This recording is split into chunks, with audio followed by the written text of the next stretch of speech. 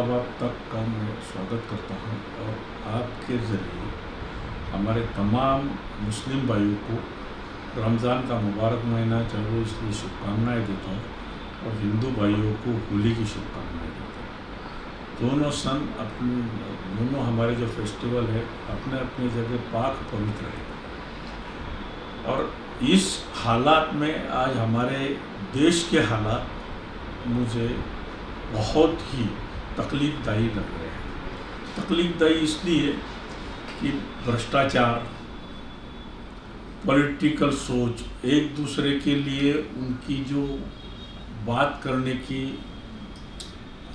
Systems है, गाली, हमें लगता है कि हमारा हिंदुस्तान में संस्कार जिसको हम बोलते हैं, तमीज़ नाम की चीज़ पॉलिटिशियंस में रही नहीं और पॉलिटिशियन खुद को बोलना या मुझे कोई बोलता है तो मैं गाली समझता हूँ। ऐसी आज पॉलिटिक्स की हालत है और पॉलिटिशियंस की हालत है।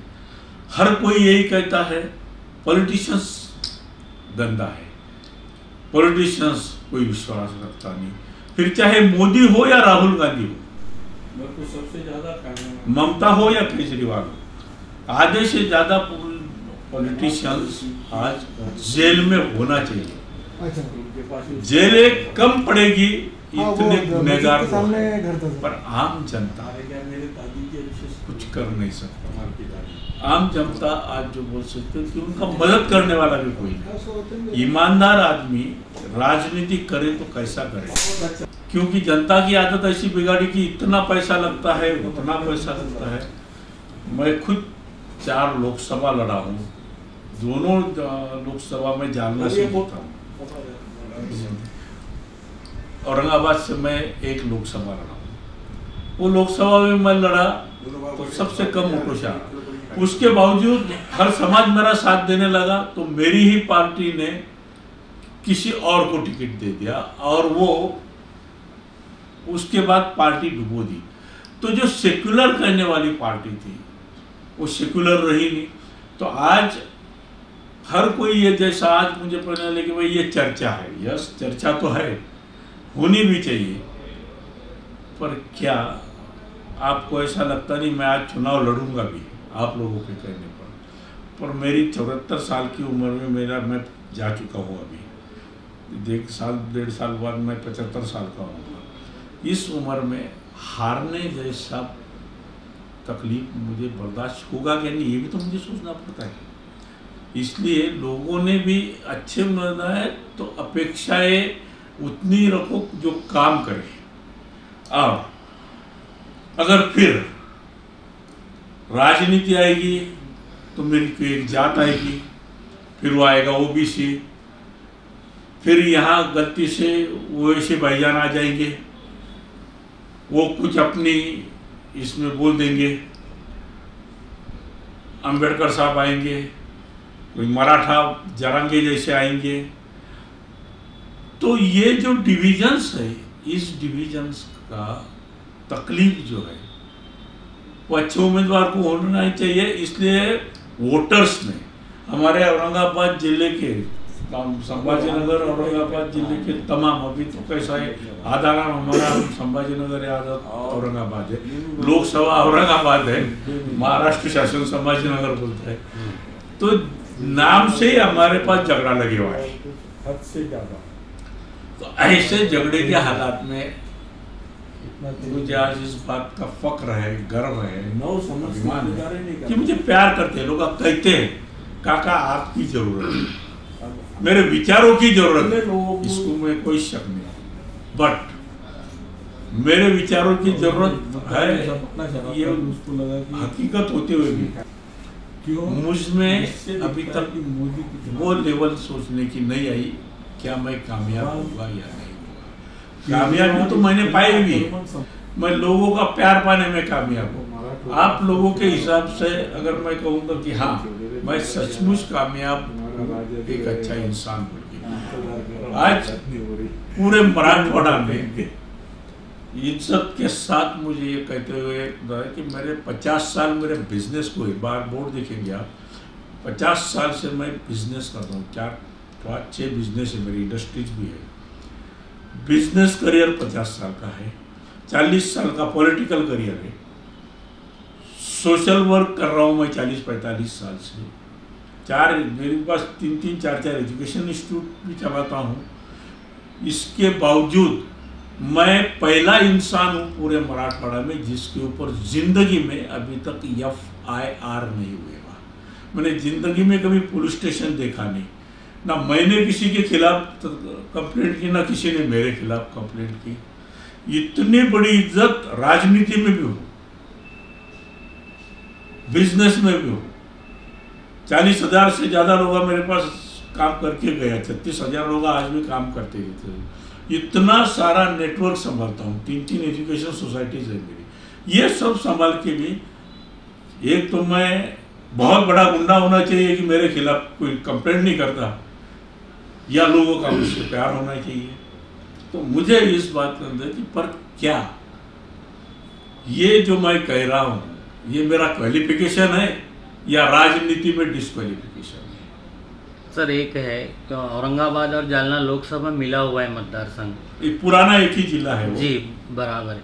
क्या ऐसी चीज लगती है आपको आपके मेंबर ऑफ पार्लियामेंट बनने से लेके अब तक के जो होना चाहिए था औरंगाबाद और जालना जिले में जो नहीं हुआ, या मराठवाड़े की बात कर लीजिए आप? सही बोलूँ ना तो औरंगाबाद जालना नहीं, पूरे मराठवाड़ा में ही बैकवर्ड रखा गया है।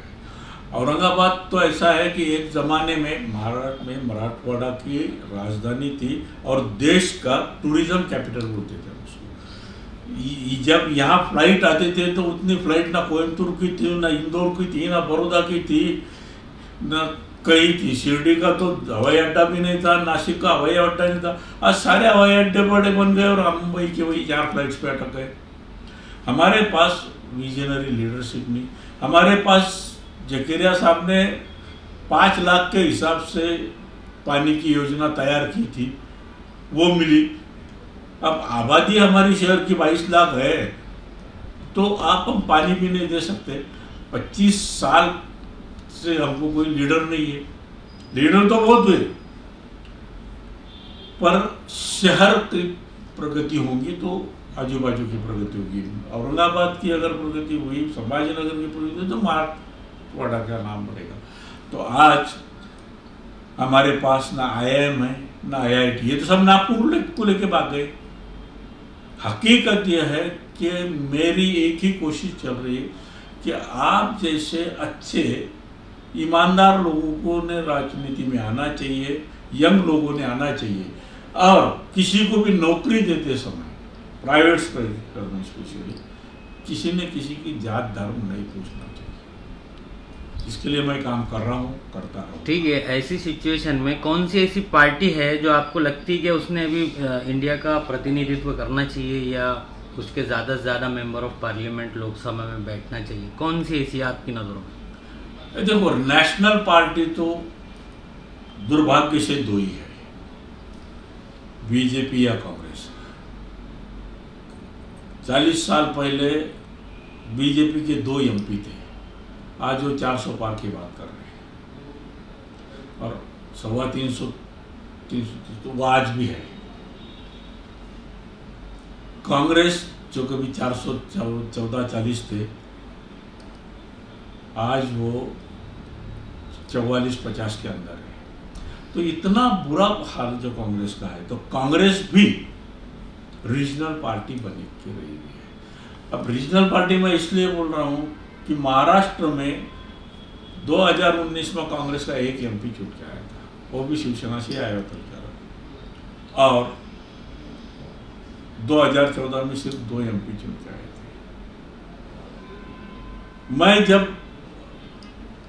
MP था जालना से, मैं तो बीजेपी का MP था जालना से, मैं सोशलिस्ट विचार का था। हम नियाल अहमद जी के साथ मैंने बहुत काम किया है। बापू कालदाते, मधु दंडोते मेरे गुरु थे।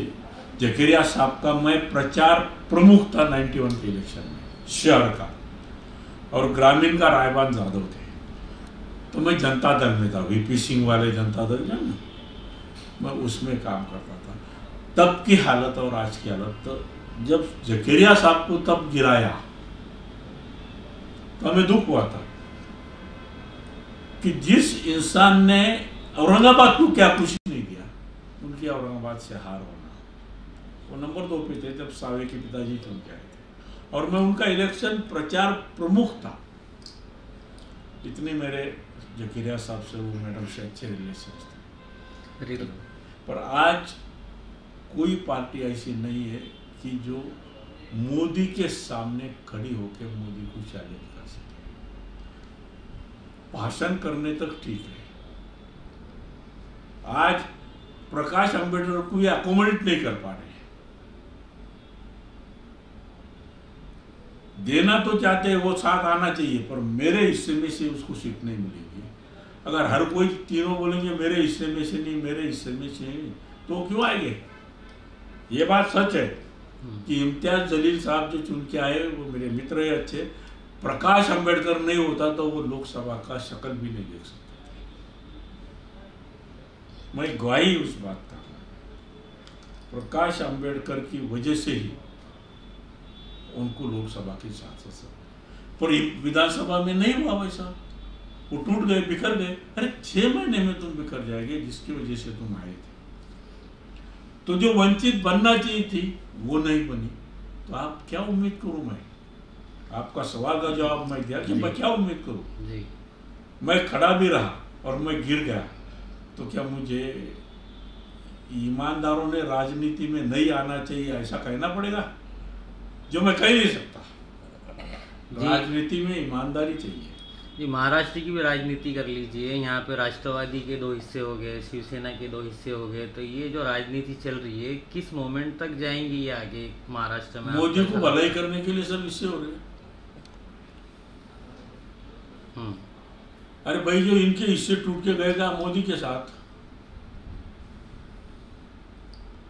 आज औरंगाबाद शहर का टिकट कांग्रेस ने मांगना जरूरी था, क्योंकि जिस शहर में आज देश भर का मुस्लिम कांग्रेस पे थोड़ा विश्वास कर रहा है।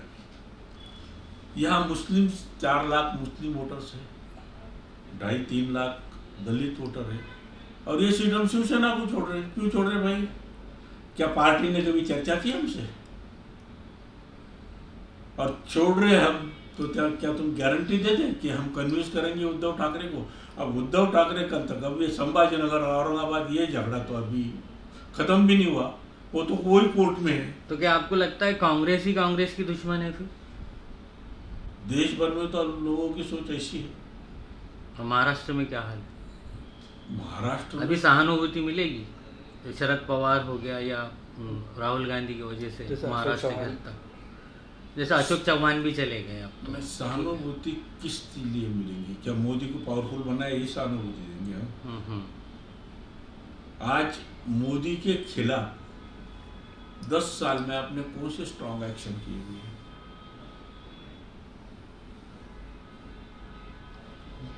आरोप लगाना अलग बात है, उसको प्रूव करना अलग बात है। नहीं, कुछ रीजनल पार्टियों के भी ऐसे बड़े चेहरे हैं कि जो मोदी के खिलाफ खड़े रह सकते हैं। मसलन शरद पवार हो गया, लालू प्रसाद, ममता बनर्जी, ऐसे जो सेक्युलर पार्टी। सवाल ये आता है कि भाई ये अपने फैमिली पार्टी है। शरद पवार की पार्टी के नेता सुप्रिया सुले रहने वाली है, कांग्रेस के नेता राहुल गांधी, प्रियंका गांधी के रहने वाले हैं। घरानेशाही। उनके जो जनरल मैनेजर आएंगे उनको उत्तम सिंह पवार जाके सलाम करेगा, ऐसा उत्तम सिंह पवार का स्वभाव नहीं। जो कम से कम अपने आप को बोलते हैं हम पार्टियों के मालिक हैं, तो उनको इतना तो उनके पास मालूमात होना चाहिए कि भाई मराठवाड़ा में किसको पकड़ना है, औरंगाबाद में किसको, जालना में किसको, बीड में किसको। इमरान प्रतापगढ़ी को उन्होंने महाराष्ट्र से दिया, मुझे उसको देने का उतना नहीं आता। पर क्या मेरे महाराष्ट्र में एक भी काबिल मुसलमान नहीं है? मैं तो मुसलमानों के शहर में रहता हूं, मेरा वतन अजंता है यार। वहां तो 70-72% मुस्लिम समाज है। इतने कॉम्पिटेंट मुस्लिम बच्चे हमारे पास होते हुए भी हमको क्या यूपी के इमरान प्रतापगढ़ी की देते? क्या तुम शर्म आनी चाहिए कांग्रेस को। हमारे हिस्से में तो ना तुम्हारा यूपी, उनको बोलो कि तुम अपनी ताकत करो, वहां से तुम्हारे बलबूते पे पैदा करो। महाराष्ट्र के साथ हमेशा ऐसा किया कांग्रेस ने। कभी यूपी के राजू शुक्ला को दिया, कभी चिदम्बरम को दिया। क्या तमाशा लगा रखा है क्या? पार्टियां ऐसी नहीं बढ़ती है। कार्यकर्ताओं की सोच जब तक पार्टी समझेगी नहीं, कोई पार्टी मोदी को फिर। चलो औरंगाबाद की बात करते हैं साहब। यहाँ से अगर आप इलेक्शन नहीं लड़ते, इनकेस आपका इरादा या बदल गया या आपने जैसी सोच है आपकी वो हिसाब से, तो कौन सा ऐसा चेहरा है आपकी नज़रों में कि आपको लगता है कि ये चुन के आना चाहिए? देखो भाई, मेरा फर्ज तो बनेगा, मैं पार्टी में हूँ कांग्रेस के, इसलिए आघाड़ी का तो खैरे उम्मीदवार रहता है या दानवी दो भी। अब इन दोनों ने तो मेरे ही खिलाफ काम किए हुए, फिर भी उनका पर पार्टी से हटके आप पार्टी से हटके मैं यंग जवानों का कि भाई हर उम्मीदवार का कैरेक्टर चेक करो, नहीं तो नन अदर देन नोटा को करो। किसी को नहीं। नोटा एक वोटिंग अधिकार है। कम से कम सरकार को पता लगना चाहिए कि यार यहाँ 50% से नोटा हुआ तो फिर इलेक्शन लेना पड़ेगा। नोटा एक ऐसा हमको हथियार मिले हुआ है, वो हथियार का इस्तेमाल होना चाहिए। होगा ये, समझो कुछ शहरों में डबल इलेक्शन होंगे, ट्रिपल होगी, पर कम से कम जवानों का फ्यूचर बढ़ेगा। औरंगाबाद शहर की जनता के जहन में ये भी आ रहा है कि उत्तम सिंह पवार जैसा चेहरा हमारों को चाहिए। हर एक ने वो प्रचार करना चाहिए, बोलना चाहिए, और इसकी मुझे जो है ना तसल्ली होनी चाहिए ना दिल में कि यार हाँ मेरा डिपॉजिट तो नहीं जाएगा ना। ये भी तो डर रहता है यार। नहीं, लेकिन पब्लिक के प्यार मोहब्बत में आपको अगर इतना भरोसा कर रही है पब्लिक, तो आपको उनका मान रखना चाहिए। पर आखिर में कहाँ आता है पब्लिक का भरोसा मेरे ऊपर? जी, गारंटी की तो उम्मीद वैसे भी कोई नेता नहीं देता है। पर गारंटी की उम्मीद के अलावा क्या होता है, ऐसा कोई समय आ जाएगा कि ये जात धर्म जो आ गए, समझो गलती से मुसलमान समाज ने मुझे कहा कि और वो इसी साहब की सभा हो गई, माहौल पलट गया। रामदास अठौले आया, उसने कोई सभा ली, माहौल पलट गया। जरांगी आया, कोई माहौल बदल गया।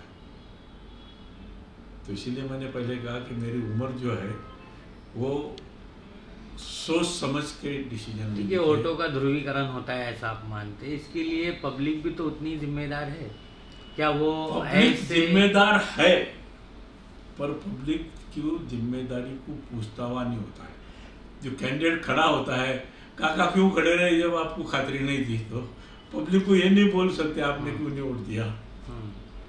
नहीं, जो जात पात का जो राजकारण करने वाले हैं, उनकी बातों में आके वोटिंग करती है पब्लिक, तो नहीं करना चाहिए। क्या कहेंगे ऐसे लोगों को? जात पात के नाम पर कभी नहीं मोहर लगना चाहिए। कांग्रेस ने कुछ कहा था कि ना जात पे ना बात पे हाथ मोहर लगाएगी हाथ पे। आज वही कांग्रेस जात पात पे बात कर रही है, ऐसा थोड़ा होता है। यस।